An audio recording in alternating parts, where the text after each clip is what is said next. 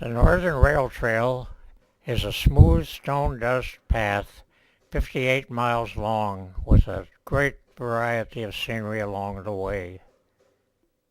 Starting at the south end on River Road in the southern part of Boscawen, it passes by large cornfields for 2 miles to Depot Road in Boscawen. The corn is as high as an elephant's eye, and it looks like it's climbing clear up to the sky. Oh, what a beautiful morning. About 3/4 of a mile after crossing Depot Road, the trail crosses an old stone arch bridge right by a trail gate. It is not visible from the trail, but can be reached easily by walking 100 feet on a path that is right by the gate. It's well worth the effort to see this beautiful bridge. The trail seems to go through a tunnel formed by arching tree branches as it goes along the Merrimack River. Down by the river, by the boat, where everybody goes to be alone, where you won't see any rising sun, down to the river we will run.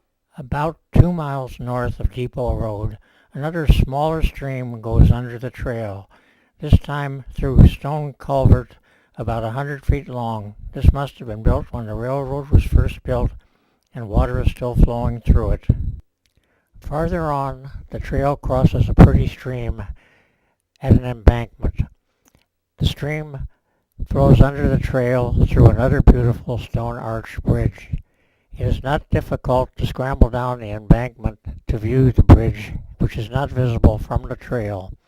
It's located about 500 feet south of the chain link fence by the Merrimack County House of Correction.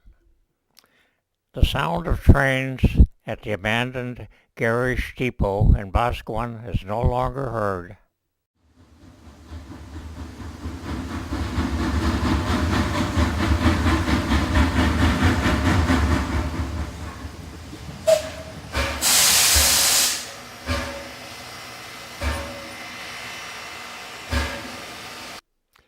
But as this sign shows, the old depot will have a second life as a historic and a tourist attraction.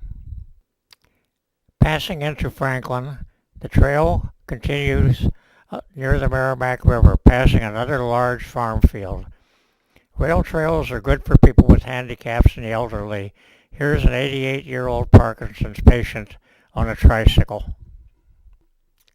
As the trail crosses Punch Brook, there are some whimsical signs about colorful people and events from long ago.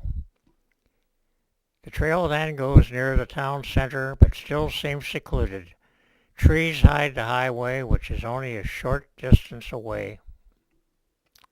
The remains of a turntable where locomotives could be turned around, pushed by people power or maybe horsepower. The sign doesn't tell the purpose of the turnaround. Maybe Franklin was once the end of the line. The character of the trail changes. It's no longer along the river. It follows Punch Brook. Partway up the brook, it is dammed to form Punch Brook Pond. The trail is beautiful both along the brook and the pond. It passes this grist mill site. Now there is a modern dam here, but at the time the grist mill was operating in the 18th century, it probably was run by the water power from the falls. Once the brook was lined by mills and small factories. There must have been much railroad activity hauling these products from the factories. Here is another sign about the legend of Boston John Clark. This is the only old mill building remaining along the brook. It's in terrible condition, and it would be great to see it restored and become a modern business. There is another stone arch bridge, not visible from the trail. The outlet of Webster Lake, Chance Brook, goes under the trail to form Chance Pond. It can be seen from across the pond on Chance Brook Road or easily from Route 11 near here.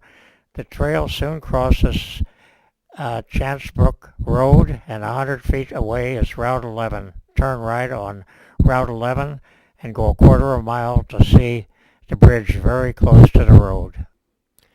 There is a great view as the trail goes high above Webster Lake, and then it drops down to cross Chance Brook Road. The railroad must have crossed straight over instead of going down on a filled embankment, as described by a sign here. Using picks and shovels and horses must have been a tremendous job to make this embankment. I've been working on the railroad all the livelong day. I've been working on the railroad just to pass the time away. Once again, the scenery changes as the trail enters Andover. It crosses streams on 7 bridges. Maybe it is just one stream that's wandering back and forth across the trail. It is a beautiful tree-shaded section of trail. The bridges have many different appearances. There were many modifications during the 100 years the railroad operated. There are mileage markers by each bridge. The upper number on the marker shows the miles to Boston, and the lower number shows the hundredths of miles.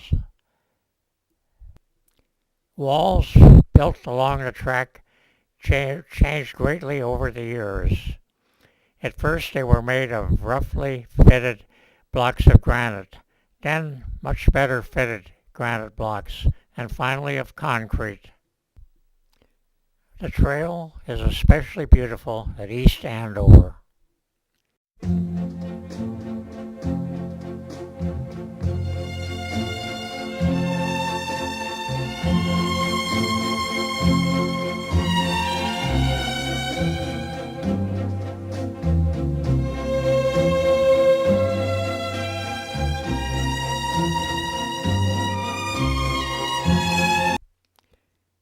In East Andover Village, the trail passes by Highland Lake. Watch out for low-flying seaplanes. Between East Andover and Potter Place, the trail passes near several wetlands. Near Potter Place, it is close to the Blackwater River, which it crosses on 2 large bridges. It passes close to the Keniston-covered bridge over the Blackwater River. There is much to see in Potter Place, which is part of Andover. The depot was built in 1874 and is now the Museum of the Andover Historic Society, which is open in the summertime from 10 to 3 on Saturdays and Sundays. The old Vermont Central caboose is also open then. The general store and post office, dating from 1912, is across the street. It has been restored to look like a general store of the early 1900s. Potter Place is a good place for a picnic or a lunch stop. There are several other picnic tables located along the trail. A freight house built in the early 1900s and the Boston and Maine boxcar are close by. Potter Place is named for Richard Potter, who was considered to be America's first successful magician and who performed all over the country in the early 1800s. His grave and historic marker is across the street from the station. The Hidden Garden is a pretty place near the picnic table. It was made in the cellar hole of the old Potter House. The Andover Old Time Fair is held here the first Sunday in August.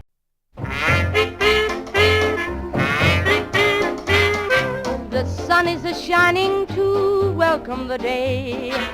Hi-ho, come to the fair. The folks that all singing so merry and gay. Hi-ho, come to the fair.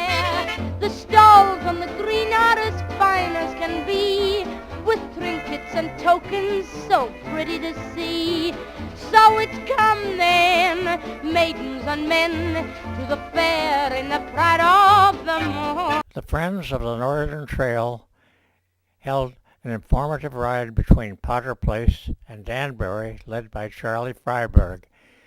He explained many of the old structures along the route. This is called a telltale. The suspended ropes warn a brakeman standing on a boxcar to step down for an approaching bridge. Here Charlie is talking about railroad sidings and the remains of loading platforms. These are called box culverts passing under the track. They are later versions of the rough stone culvert seen in Boscawen, probably built in the late 1800s. Here is an impressive trestle in Danbury, probably built during the later life of the railroad. This beautiful stone bridge is located in Danbury. Like the other stone bridges on the route, it is not visible from the trail. It's a steep climb back to the trail after viewing the bridge, but it's worth it. There is a great view of distant hills here in Danbury. The Danbury Country Store is a good place to stop for a snack or lunch. It's good to see a small store surviving in these times by adapting to the changing conditions. The Northern Rail Trail has great scenic variety, passing by rivers, lakes, streams, and farmland. Take time to enjoy the beauty and stop to look at the many wildflowers.